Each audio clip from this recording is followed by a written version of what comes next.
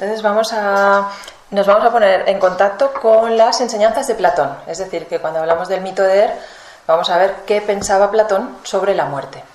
Y Platón no era una persona ajena a su tiempo ni a su cultura. Por tanto, lo que vamos a ver en Platón es qué pensaban Platón y los griegos acerca del mundo de la muerte y del más allá.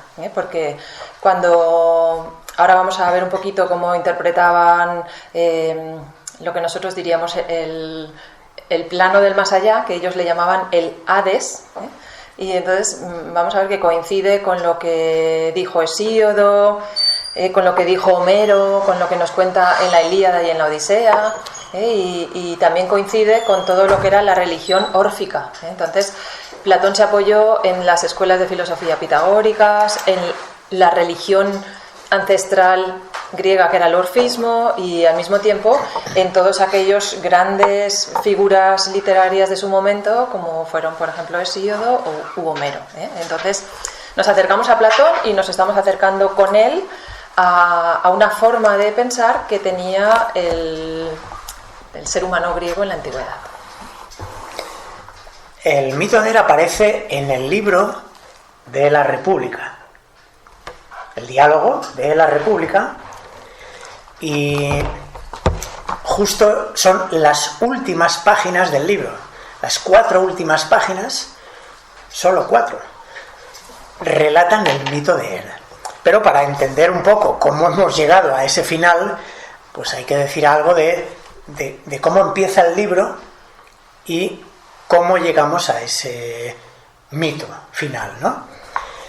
La República empieza con unos personajes, entre ellos Sócrates y algunos discípulos, y otros que no son discípulos, están reunidos en la casa de un tal Polemarco.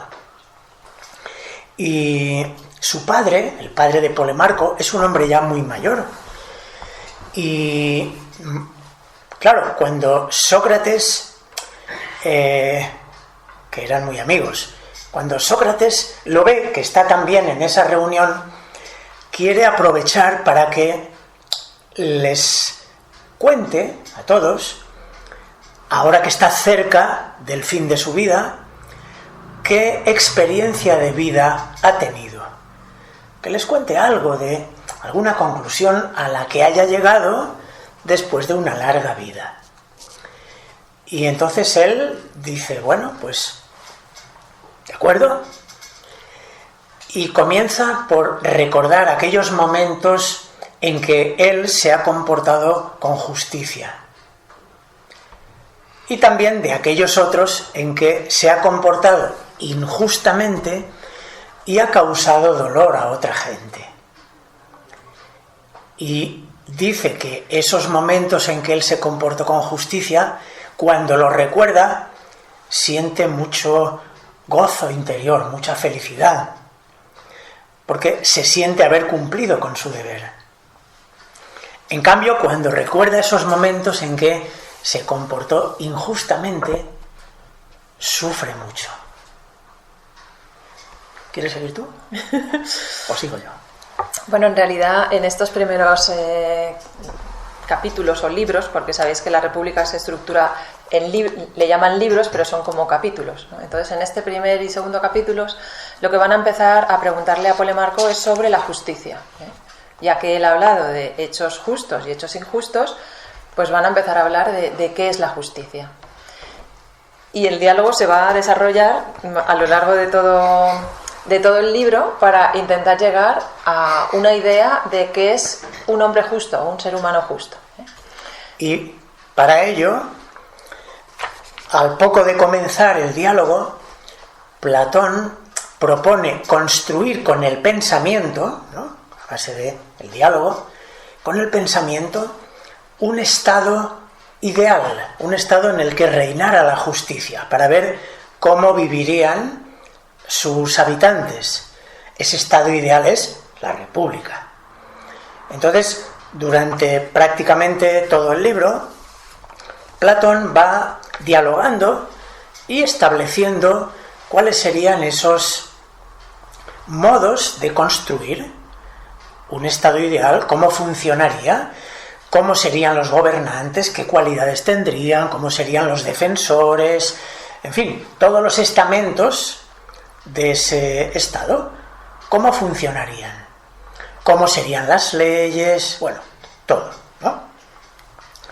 No vamos a entrar porque ese sería tema de otra tertulia. Pero en realidad lo que hace es, con esta comparativa, o sea, está proponiendo, vamos a ver fuera, ¿no? ¿Cómo sería la justicia fuera, en un Estado? Y luego al final vuelve al ser humano y dice, esto que aparece en la ciudad tiene una analogía, una correspondencia con lo que sería una ciudad dentro del ser humano, como nosotros tenemos distintos pobladores y tiene que haber un gobernante que rija, y lo que nosotros hablaríamos de la autarquía, el autocontrol, el ser que gobierna su cuerpo, ¿no? su vida. Esta es una idea muy interesante, porque nosotros no somos una unidad, funcionamos como una unidad, pero tenemos un cuerpo que tiene su naturaleza orgánica, biológica, que tiene unas necesidades orgánicas, ¿verdad? Pero luego tenemos un mundo energético, ¿no? La energía, la vitalidad, y eso tiene otra naturaleza diferente. Tenemos un mundo de emociones. Esa naturaleza es diferente de la corporal. Y tenemos un mundo de pensamientos. Otra naturaleza completamente diferente a las demás. A veces dentro de nosotros no se ponen de acuerdo las emociones con los pensamientos. Quiero esto, deseo, pero no debo. Pero quiero las emociones, pero no debo, ¿no? A veces el cuerpo quiere una cosa, quiere comerse toda la caja de galletas que hemos sacado, el cuerpo quiere porque le gusta el chocolate, pero la mente te dice, no, que no te va a sentar bien, bla. Salud, gracias por el detalle que me ha dado. Bueno, la cuestión es que ese es el reflejo de el pequeño estado que hay dentro de nosotros y el estado que va a proponer Sócrates. Y dice que una frase para dar comienzo al mito de Er, que dice: tales son las ventajas y las recompensas que el justo recibe durante su vida de parte de los hombres y de los dioses, además de los bienes que le proporciona la práctica de la justicia. Estas ventajas son a la vez gloriosas y positivas. Y ahora dice, pero no son nada ni por el número ni por la magnitud en comparación con los bienes y los males reservados en la otra vida a la virtud y al vicio. Necesitamos hacer mérito de ellos para dar al justo y al malo lo que tienen derecho a esperar de nosotros en esta conversación. Y ahora dice, os voy a contar la historia de En. Entonces ya veis, ¿no?, que está hablando de que quiere proponer un modelo de sociedad justa y está pensando en un hombre justo, pero también está diciendo que la justicia llega más allá de la muerte y que habría, que no acabaría aquí, sino que en realidad en el otro mundo también se nos va a juzgar, y también se nos va a castigar o recompensar según las acciones que hayamos hecho. Entonces dice que, pues eso, ¿no?, que a veces nosotros decimos, bueno, ya me muero y se ha acabado, y todo lo que haya hecho mal, pues ahí se queda, ¿no? Pues vamos a ver que el mito de Er nos va a contar otra cosa. Como es un mito, ya hemos dicho que no se puede tomar al pie de la letra. Está hecho con un escenario un poco extraño, irreal, bajo el punto de vista físico, histórico, pero está queriendo decir algo. Hay que interpretar porque todos son símbolos. Unos los entenderemos y otros no se entienden. Por lo menos en un primer nivel de investigación no se entienden.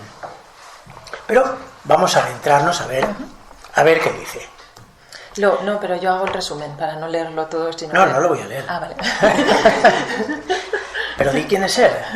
Bueno, pues para hablarnos de este mito, o sea, para hablarnos de la muerte, nos va a poner un ejemplo que nosotros entendemos porque clínicamente a veces escuchamos historias de gente que ha tenido una muerte clínica y que luego ha vuelto a la vida.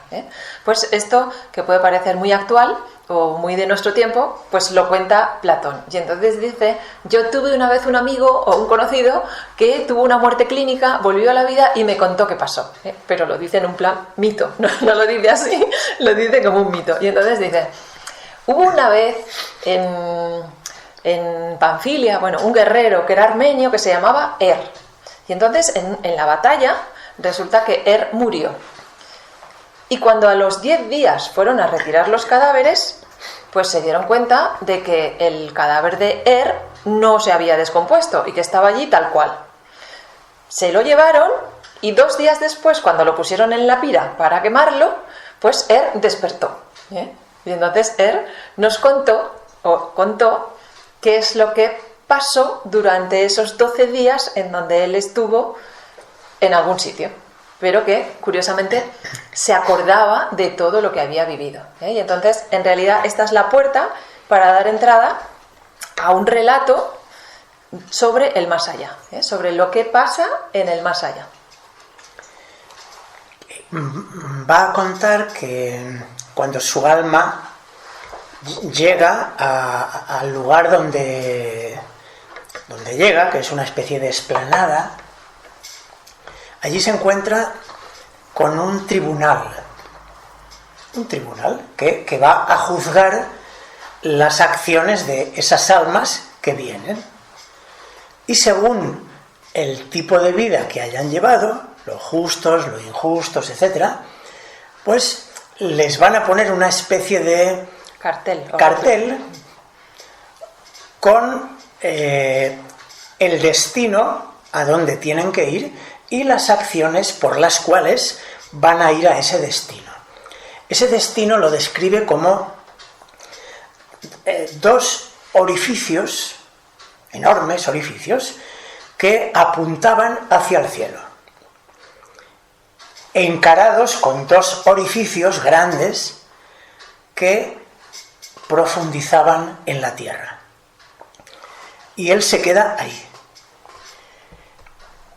Y cuenta que ve bajar por el orificio, uno de los orificios que encaran al cielo, ve bajar almas que vienen de el tiempo de vida celeste, ya habiéndolo terminado, bajan y van contándose cosas y vienen felices y vienen todas gozosas, y en la explanada, en una especie de pradera, se encuentran con almas que vienen para encarar su destino.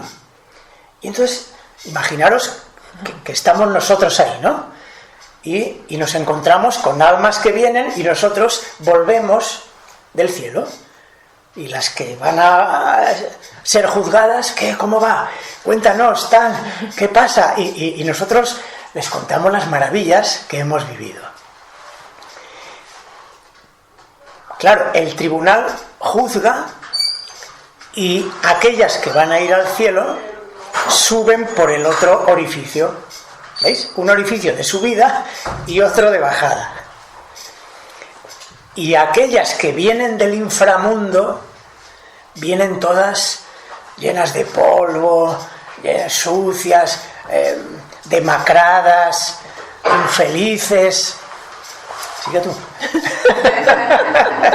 Entonces, él está allí y a él no lo juzgan, porque le dicen estos jueces que él lo que tiene que hacer es ver lo que está pasando para luego volver y relatárselo a los hombres. Entonces es como una especie de observador que no va a intervenir en estos procesos. Pero cuando él llega a esa explanada, pues se encuentra, como ha dicho José, ese juicio, y se encuentra que los jueces juzgan tu vida, y entonces por cada buena acción te premian con 10 veces más esa acción, y por cada mala acción pues una pena 10 veces lo que tú habías hecho, ¿eh? Entonces, y en función de si el resultante es que eres una buena persona o una mala persona, podrías irte hacia el cielo o te irías hacia el inframundo, ¿eh? Entonces esa es una llanura donde hay un juicio y se decide a dónde va el alma, o bien sube arriba o bien baja abajo, ¿eh? Fijaos cómo lo dice. Está en la pradera y dice: parecían venir todas de un largo viaje y detenerse con gusto en la pradera como un punto de reunión. Las que se conocían se pedían unas a otras, al saludarse, noticias acerca de lo que pasaba en el cielo y en la tierra. Unas referían sus aventuras con gemidos y lágrimas. Otras venían felices y contaban su gozo de haber estado. ¿Qué más? Bueno, pues una vez que ya han pasado todo ese tiempo de purgar sus pecados o de disfrutar de sus recompensas, como decía José, vuelven otra vez a esa pradera porque van a volver a encarnar. Entonces se reúnen allí y tienen que hacer un viaje, ¿no? Sí, pero antes de llegar ahí, hay un caso que cuenta Platón, que es de un tirano sanguinario que había causado mucho dolor a mucha gente, claro. Y entonces dice: estaba yo presente, cuando un alma preguntó a otra dónde estaba el gran Ardieo, el tirano. Ardieo había sido tirano de una ciudad de Panfilia 1000 años antes. Había dado muerte a su padre, que era de avanzada edad, y a su hermano mayor, y cometido, según se decía, otros muchos enormes crímenes. Y le contestan: no viene, respondió la otra alma, no viene ni vendrá jamás a la pradera. Dice: todos fuimos testigos en esta ocasión del espectáculo más aterrador. En el momento que intentó salir, la abertura por donde salían las almas, le cerró el paso con un bramido atronador.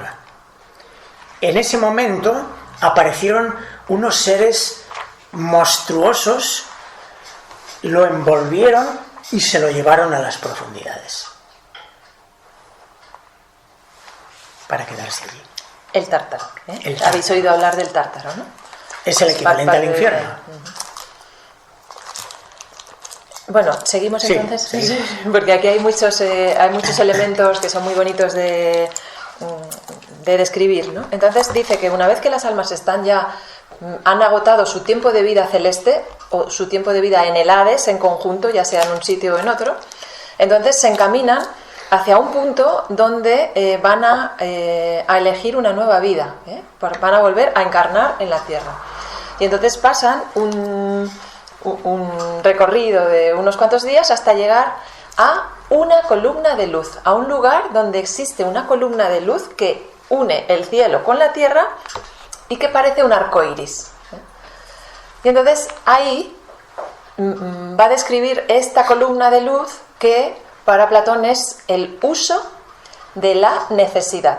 Es decir, es el punto medio donde está anclado todo el cosmos.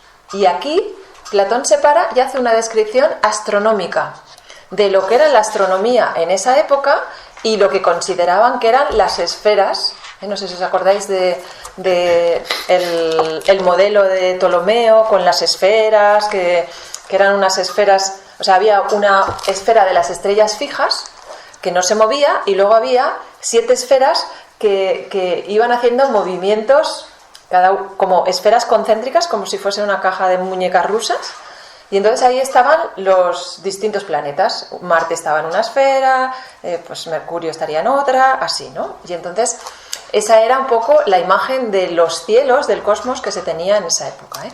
Y entonces aprovecha para describirlo y aprovecha para decir que cada una de estas esferas que se van moviendo producía un sonido y que eso formaba en conjunto la música de las esferas. Esta es una idea pitagórica. Entonces Platón la recoge de Pitágoras y la vuelve a traer, diciendo que todos los astros en el cielo vibran y entonces esa vibración produce una nota. Y por tanto en el cosmos debe haber una sinfonía cósmica sucediendo que no somos capaces de escuchar. Entonces hace como una especie de digresión, porque en realidad esta parte astronómica pues es un poco compleja. Es compleja de explicar, pero además es que está ahí, que tampoco viene al caso, pero él la deja ahí. Y entonces luego retoma y dice que ahí, en ese lugar, se encontraban las moiras. ¿Os acordáis de esta figura mitológica de las parcas o las moiras? ¿Moiras o parcas? Son como las hilanderas. Las hilanderas de Velázquez. O las parcas de Goya. Dentro de las pinturas negras están las parcas. Es una pintura de Goya y otra de Velázquez, que habla de estas figuras mitológicas, que eran las tres parcas. Láquesis, Cloto y Atropos. Y entonces ellas tres mantenían el uso, ¿sabéis lo que es, no? Es lo que llevan las hilanderas, donde van poniendo el hilo, ¿no? Pues ese uso, pero no un uso pequeño, sino el uso del cosmos, lo mantenían ellas con sus hilos y con su forma de tejer. Y además de hacer esa función cosmológica, por así decirlo, mantenían el cosmos en funcionamiento, también estaban decidiendo y entrecruzando los hilos de la vida de cada una de esas almas que iba a volver a encarnar. Entonces cada una de esas almas, cuando ya había elegido, que ahora vamos a ver cómo elegían, pues pasaba por las parcas y las parcas como que le entretejían, le cosían y le sellaban su vida. Era como, ahí te la dejo y es tuya. Esto de elegir en qué otro cuerpo y en qué situación familiar, etcétera, iban a encarnar, dependía de lo que en vidas pasadas hubieran ido, vamos a decir, sembrando. Depende de lo que hayan sembrado con sus actos, pensamientos, emociones, etcétera. Pues los frutos, las consecuencias, pues son las que uno mismo se ha gestado. Entonces, cuando las almas van a una especie como de balcón cósmico, ¿no?, allá arriba, desde donde ven aquellas situaciones familiares, los hindúes dirían kármicas, entre las que pueden elegir. Cada persona no puede elegir cualquier cosa, sino aquello que está dentro de lo que uno merece por sus actos. Y entonces están ahí un grupo de almas y cada una elige. Y antes de elegir tienen que se les numera para ver en qué orden van a elegir. Entonces hay una especie de sacerdote o alguien que, imaginaros que estamos todos aquí y echan al centro todas las vidas, para que cada uno elija. Hay muchas vidas, ¿no? Y cada uno tiene un orden para elegir hasta que llega el último, ¿no?, que le queda lo que nadie ha querido elegir. Eso le queda a esa persona. Y ese orden venía marcado por las obras y lo que uno hubiese hecho en sus anteriores vidas. Pero cuenta que en realidad hay vidas de sobra para todos, de manera que todos pueden elegir aunque les toque el último. Dice, en el momento de elegir, dice, el que escoja el último, con tal que lo haga con discernimiento y que después sea consecuente con su conducta, puede prometerse una vida dichosa y exenta de males. Así pues, que ni el primero que haya de escoger se entregue a una excesiva confianza, ni el último desespere. Porque se puede pensar que, bueno, como soy el primero que va a elegir, voy a elegir lo mejor. Depende de cómo viva uno luego lo que has elegido. Y entonces también Platón nos va a decir que en general la gente que venía de arriba, que había tenido una vida muy, o sea, como un momento de descanso muy plácido, pues que elegían sin conciencia. Pero los que venían de abajo y habían sufrido los castigos, esos miraban mejor a ver qué vida iban a elegir, porque es como que hubieran tenido tiempo de reflexionar sobre a dónde les había llevado la vida previa que habían escogido. Entonces decía, casi que son más sensatos los que han sufrido que los que no han sufrido, que son unos inconscientes, entonces brilla algo ahí y entonces se van detrás. Pero Platón dice en el mito que todas las vidas tienen alegrías y penas, y que nadie puede escoger una vida en donde solo haya todo bueno y otro donde todo sea malo, sino que todas tienen de todo. Pero hay diferencias muy importantes que hacen que la vida que eliges pueda ser muy mala o muy buena. Y exime a los dioses porque dice, ellos no eligen, eliges tú la vida que vas a vivir en la próxima encarnación. Por tanto, no culpes a los dioses porque lo hiciste tú. Tú tuviste la oportunidad y elegiste lo que quisiste. Y cuando ya todas han elegido, dice, después que todas las almas escogieron su género de vida, en el lugar marcado, se aproximaron en el mismo orden a Láquesis, una de las parcas, la cual dio a cada uno el genio que ella había preferido, para que le sirviese de guarda durante el curso de su vida mortal y le ayudase a cumplir su destino. El ángel de la guarda o el ángel custodio. Esa figura aparece ahí como que es, una vez que tú ya has elegido tu vida, vas a bajar a la tierra acompañado de un ángel custodio, que cuando eres pequeño se llama ángel de la guarda. Y además, espera que esto lo leo aquí del Fedón, porque Platón habla de este mundo de después de la muerte en varios diálogos. Entonces en el Fedón, que es otro diálogo suyo, también va a hablar, y entonces, como es muy cortito y lo describe muy bien, dice,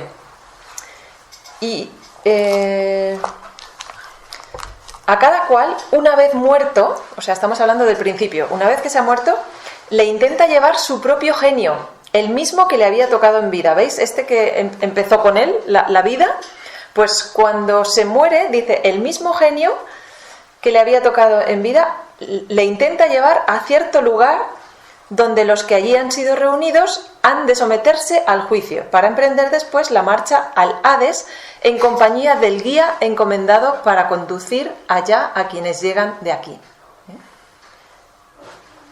Entonces está diciendo que nosotros estamos como acompañados de un genio que nos va incluso a llevar hasta la figura de Caronte para que crucemos esa laguna Estigia y podamos llegar a esta llanura donde se producirá el juicio de después de la muerte. Y que es un genio que nos ha acompañado durante toda la vida. Este genio que aparece cuando hablando de Sócrates, se dice que llevaba con él un daimon. Un daimon es un demonio, pero no es un ser maldito. Un daimon es un espíritu, es un genio que le acompañaba y que no le decía lo que tenía que hacer, sino que cuando hacía algo que no debía, el daimon le advertía. Y si nos preguntamos, bueno, ¿y dónde está mi daimon? Que no sé. Podríamos contestarnos tal vez. Dado que nuestra conciencia está un poco opacada, ¿no?, por el mundo material, nos es difícil percibirlo. Pero una especie de reflejo de ese daimon llega hasta nosotros a través de lo que conocemos como la voz de la conciencia. La voz de la conciencia que cuando la escuchamos normalmente nos dice esto está bien, esto está mal, esto no debes hacerlo, esto sí, ¿no? Lo que pasa es que muchas veces también queremos adormecer la voz de la conciencia para que no moleste. Pero podría ser como un reflejo o un síntoma cercano a nosotros de ese daimon con el que venimos al mundo. Bueno, una vez que ellos habían decidido, lo que ocurría es que iban hasta otra llanura, donde era una llanura totalmente desértica, donde hacía muchísimo calor. Y entonces, claro, apremiados por el calor y por la sed, había un río ahí del que podían beber. Ese río se llamaba el río del Leteo. Y si recordáis el nombre del Leteo, pues lo que provocaba ese río era que se perdía la memoria. Lo que provocaba era el olvido. Por eso las almas bajaban a la vida como si acabaran de nacer y perdían todo el recuerdo de todo lo que había sido su encarnación anterior.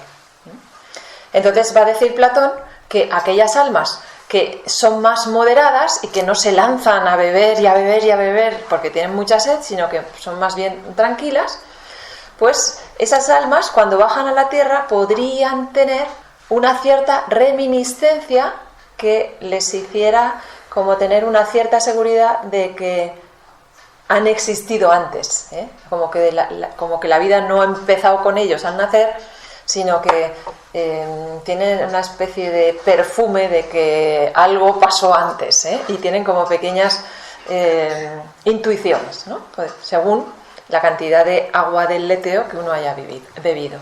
Fijaos cómo lo dice, en el momento que todas hubieron pasado, todas las almas, se trasladaron a la llanura del Leteo, donde experimentaron un calor insoportable, porque en este llano no había plantas ni árboles. Llegada la tarde, pasaron enseguida la noche al pie del río, cuya agua no puede ser contenida por ninguna vasija. Es preciso que cada alma beba de esta agua hasta cierta cantidad. Las que por imprudentes no se contienen y beben más allá de la medida prescrita, pierden absolutamente la memoria. Enseguida se entregaron todas al sueño, pero a medianoche se oyó un trueno acompañado de temblores de tierra, y las almas, despertando llenas de sobresalto, fueron dispersadas acá y allá como estrellas errantes, marchando a los distintos puntos en que debían renacer. Sí. Bueno, ya está terminando, sí, casi. Ya está, si es que hay que leerlo, si son 4 páginas. Sí. Dice, en cuanto a según se decía, se le impidió beber el agua del río, claro. Porque tenía que contarlo todo al volver. Pero, sin embargo, sin saber por dónde ni cómo, su alma se había unido a su cuerpo. O sea que de pronto, no sabe cómo, de pronto se vio dentro del cuerpo, ¿no? Del soldado que estaba ahí aparentemente muerto. Y al abrir sus ojos, de repente, vio que estaba tendido sobre la pira. O sea, despertó cuando lo iban a quemar. Imaginaos el susto que se daría. Y ya solo queda un párrafo, lo leo también y ya comentamos el final. Dice, esta fábula, mi querido Glaucón, vuelve a tomar la palabra Sócrates en el diálogo con los discípulos. Esta fábula, mi querido Glaucón, se ha preservado del olvido y si le damos crédito, puede preservarnos a nosotros mismos porque pasaremos con felicidad el río Leteo y mantendremos nuestra alma libre de toda mancha. Por lo tanto, si quieres creerme, convencidos de que nuestra alma es inmortal y capaz, por su naturaleza, de todos los bienes como de todos los males, marcharemos siempre por el camino que conduce a lo alto y nos consagraremos con todas nuestras fuerzas a la práctica de la justicia y de la sabiduría. Por este medio viviremos en paz con nosotros mismos y con los dioses, y después de haber alcanzado en la tierra el premio destinado a la virtud, a semejanza de los atletas victoriosos que son llevados en triunfo, seremos dichosos en este mundo y durante este viaje de 1000 años cuya historia acabamos de referir. 1000 años es lo que dura el tránsito desde la pradera hasta o bien el cielo o bien el o sea, 1000 años es el tiempo entre vidas. O sea, uno tiene una vida que dura entre 80 y 100 años y luego pasa 1000 años hasta que vuelve a encarnar, según lo que dice Platón. Esos serían como los ritmos de encarnar y desencarnar. Bueno, como veis, Platón está hablando de la teoría de la reencarnación, que nos podría parecer que es una idea oriental, pero ya creo que en alguna conferencia más lo hemos dicho, que es una idea que aparece con Pitágoras, que habla de la transmigración, aparece con el orfismo, va a aparecer luego en Roma, donde tenemos también a Virgilio en la Eneida, que nos va a hablar de la reencarnación. Es decir, que es una idea que ha sido universal, no solo de Oriente, sino de Oriente y de Occidente, y que muchos pueblos, como vemos aquí con Platón, han creído en ella. Y bueno, el mito ha terminado ya. Luego viene pues cada uno la reflexión que pueda hacer. Pero, ¿me dejas oír una sí, cosita? Sí. Aquí en el Fedón, que es otro mito de Platón, él va a hablar de como una especie de mapa de lo que es ese mundo del más allá. Y esa imagen que hace Platón ahí recuerda mucho al libro tibetano de los muertos, en donde también el bardo Todol hace una descripción de todos los paisajes que hay después de la muerte, y también al libro de la oculta morada entre los egipcios, que vuelve a hacer lo mismo, una especie de mapa indicando cuáles son los caminos por donde el alma tiene que transcurrir para ir bien. Y la importancia que todas estas tres culturas, tanto la cultura griega como la egipcia como la tibetana, para la importancia de los guías, esos que te van conduciendo por los sitios adecuados, porque si no te puedes como perder. Y luego la importancia de la educación en vida, de cómo, o sea, la vida que hayamos llevado que nos pueda permitir tener más discernimiento a la hora de ir moviéndonos por esos terrenos. Y según la educación que haya tenido uno en vida, encarar el momento de la muerte como algo natural, no como el drama de aferrarse a lo carnal, un minuto más, un poco más, sino entendiendo, conociendo todo ese proceso que viene posterior a la muerte, pues encarar la muerte como la encaró, por ejemplo, Sócrates, cuando bebió la cicuta, con absoluta tranquilidad, entendiendo que simplemente dejaba su cuerpo, pero luego seguía. En nuestra civilización, que vive alejada de la muerte, del conocimiento de la muerte, pues esto nos resulta un poco chocante, ¿no? Pero quizá tendríamos que, bueno, como todos hemos de morir, pues ir adquiriendo alguna noción, algún conocimiento que nos permita encarar con naturalidad ese proceso que antes o después tiene que llegar. Hay una metáfora o una analogía, mejor, una analogía muy, muy bonita de contemplar, que es el día y la noche con la vida y la muerte. El el día y la noche, nuestro día y nuestra noche,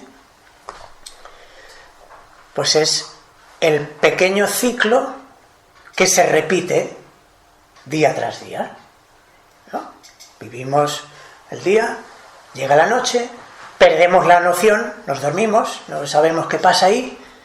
Estamos viviendo. Seguimos viviendo, pero el cuerpo, que lo tenemos, pero está quieto. No está muerto, evidentemente, pero está quieto, y en los sueños tenemos una vida riquísima sin el cuerpo. Sin el cuerpo. Al día siguiente nos despertamos y ¡pum!, parece que volvamos a meternos en el cuerpo, parece, ¿no? Y empezamos como un nuevo día, y lo decimos, un nuevo día. Un nuevo día, una nueva oportunidad de aprender, de vivir, ¿no? Y así día tras día. Y a lo largo de muchos ciclos de días, nuestra vida se ha ido enriqueciendo. Hemos ido evolucionando, ¿verdad? Ahora pensemos en lo mismo, pero en ciclos grandes. En vez de un día y una noche, una vida donde hemos ido aprendiendo, viviendo, sufriendo, gozando, y nuestra conciencia se ha ido enriqueciendo. De pronto llega la muerte, dejamos el cuerpo, seguimos viviendo de otra manera, y pasado ese tiempo, vamos a decir, de descanso, por decirlo de alguna manera, pasado ese tiempo, volvemos. Y volvemos como un nuevo día, pero no es un día, es una nueva vida. Pero nuestra conciencia viene cargada de experiencias, aprendizaje, que ha ido atesorando en vidas anteriores. Y lo mismo que si un día, cuando nos levantamos, resulta que el día anterior metimos la pata en algo, cometimos un grave error, con el sueño el error no se borra. A lo mejor al día siguiente o al otro recogemos las consecuencias. O sea que los errores que cometemos, por más que nos vayamos a dormir a la cama o al otro lado, los errores o los aciertos no dejan de tener consecuencias lógicas, porque las hemos sembrado nosotros. ¿Cómo vamos a pensar, pues, que terminemos una vida llena de virtud y ya está, y no pase nada?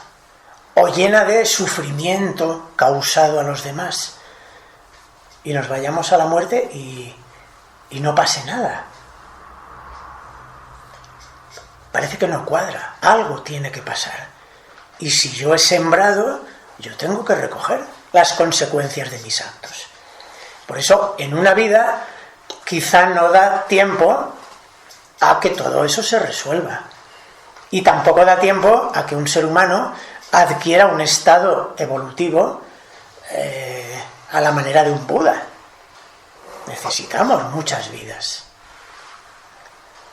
O sea que tiene su lógica estas ideas de la reencarnación.